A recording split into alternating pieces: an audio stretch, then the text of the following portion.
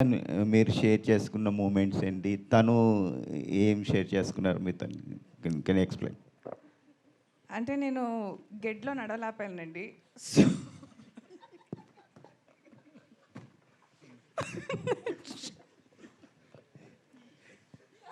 No I've నేను ఆయన top గన్లో ఇన్ మార్కెటింగ్ అండ్ ఇంటర్ కెపాసిటీలో నేను వర్క్ చేశాను actually because when I went to film school. So there was that connection అనమాట. అండ్ అంటే మా మధ్య పర్సనల్ విషయాలన్నీ మీరు అడిగితే బాగోదండి కొంచెం. నేను అడిగానా మీరు మీ వైఫ్తో ఏం మాట్లాడుకుంటారని? నేను చెప్తాను. నేను అడగలేదని నేను చెప్తున్నాను. అడిగినా చెప్తాను.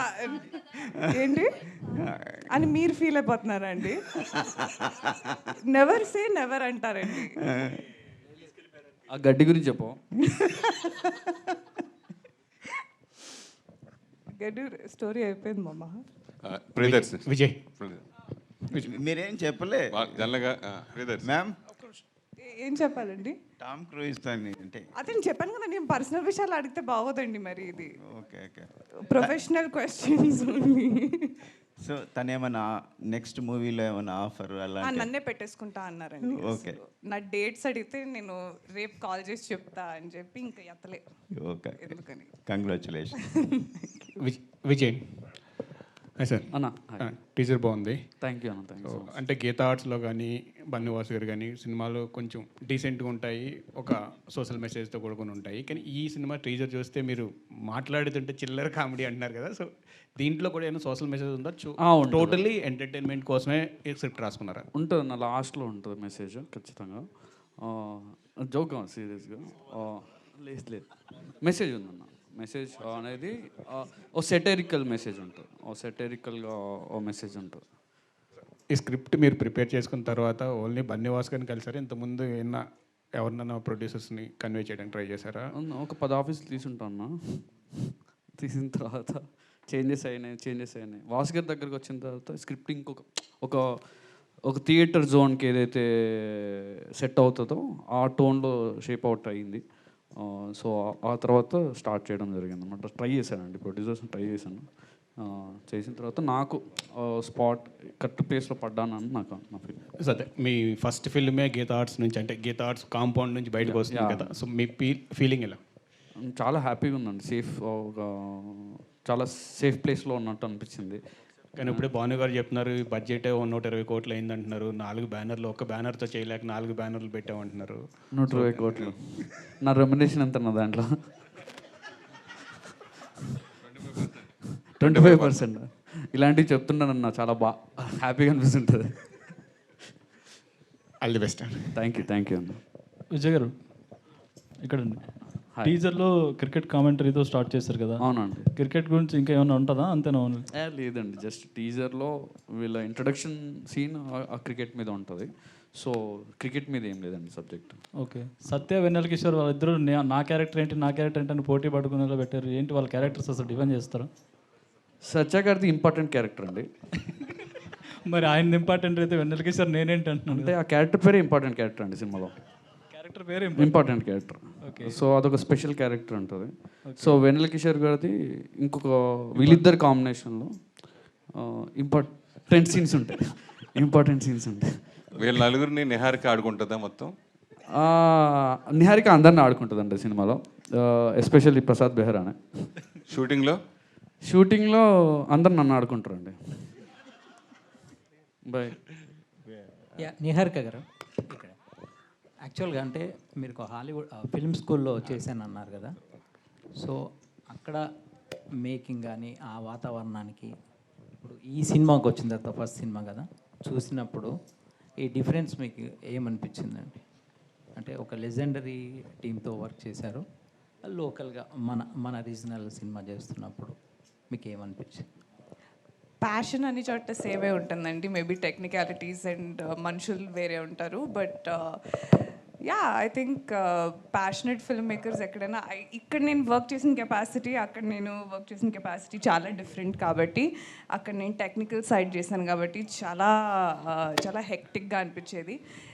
ఇక్కడ చాలా హెక్టిక్గా అనిపించిన I go to sleep at night feeling happier. Yeah I think it's the same. Dhruvan. Raghamohar garu. Dhruvan గారు.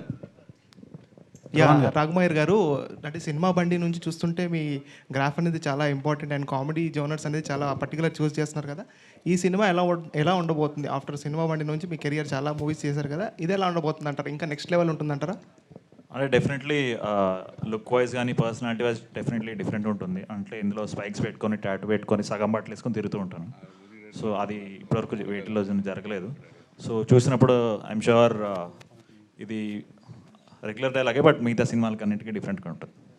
ప్రియదర్శి గారు, ట్రైలర్ అయితే చాలా కొత్తగానే ఉంది, కానీ ఆ పాత సినిమాలు గుర్తొచ్చాయి ఇవి. జాతిరత్నాలు, బ్రోచేవారు ఎవరు, ఓకే మీరు ఇందాక చెప్పారు కామెడీ టైమింగ్ అనేది ఒక స్క్రీన్ ప్లే పట్టే ఉంటుంది, టఫ్ అని ఉంటుంది అన్నారు. సో ఆయన చెప్పిన స్క్రీన్ ప్లేలో మీకు బాగా టఫ్ అయింది అని పుల్ ఆఫ్ చేయడానికి కష్టమైన సీన్ ఏంటి దీంట్లో? సెటైర్ ముఖ్యంగా ఏంటంటే మీరు ఇందాక చెప్పిన సినిమాలు కానీ వాళ్ళు రాసే ఆ దర్శకులు రైటర్స్ రాసే ఆ వ్యంగ్యం ఏదైతే ఉంటుందో దానికి మళ్ళీ అలాంటి ఎప్పుడు వస్తాయో అని ఎప్పుడు అనుకునేవాడిని. కానీ అంతే స్థాయిలో అంటే మీకు అంతే సెటైర్ రాయడం అనేది చాలా తక్కువ మంది, అంటే మన మోహన్ గారితో వర్క్ చేసినప్పుడు అనిపించింది అనమాట, అదొక స్టైల్ ఆఫ్ రైటింగ్ అనేది. సో అట్లాంటి ఒక సెటైర్ రాయడంలో ఐ థింక్ విజయ్ దగ్గర నేను చూసిన ఐడియా అంటే జంగ్లీపట్నం అని కానీ, లేకపోతే మీరు ఇందాక తుట్టె కులం అనే ఒక కులాన్ని దాన్ని తీసుకొని కానీ, లేకపోతే ఒక బేసికల్ ఒక ఇమాజినరీ ప్లేసే కాదు, ఇమాజినరీ ఒక కాస్ట్ గ్రూప్ని క్రియేట్ చేసి దాని నుంచి వచ్చే ఒక ఫన్ జనరేట్ చేయడం కానీ, అది చూస్తున్నంతసేపు మనం నవ్వుకుంటాం కానీ దాని వెనకాల ఒక డీప్ సెటైర్ ఉంటుంది. అది కాస్త అది 2 సార్లు చూస్తే థియేటర్లో ఇంకా బాగా అర్థమవుతుంది. సో అది చెప్పినప్పుడు నాకు అది చాలా యూనిక్ అనిపించింది. అండ్ ఇదే పాయింట్ని ఏమైందంటే దాన్ని ముందుకు తీసుకెళ్ళడానికి కూడా we need not just actors but అట్లాంటి ఎంపవరింగ్ ప్రొడ్యూసర్స్ ఉండాలి. అండ్ వాసు గారు కానివ్వండి, భాను గారు కానివ్వండి, లేకపోతే కళ్యాణ్ గారు, రాజు గారు, వీళ్ళందరూ ఏంటంటే దీన్ని ఇంకా బాగా ఎవాల్వ్ చేయడానికి చాలా హెల్ప్ అయింది. సో ఇవన్నీ చూస్తే ఏమనిపించిందంటే మీరు జాతిరత్నాలు ఎంత బాగా పెట్టుకుంటారో మళ్ళీ కొద్ది రోజుల తర్వాత ఇంకొక కామెడీ సినిమాతో ఇక్కడ మేము నించొని మళ్ళీ మాట్లాడుతుంటే మీరు తీసిన ఆ సినిమా, ఈ సినిమా, అలాగే ఈ సినిమా కూడా ఇలాగే ఉంటుందని మీరు అడగడానికి అంత స్కోప్ ఉండే సినిమా అవుతుందని నేను అనుకుంటున్నాను.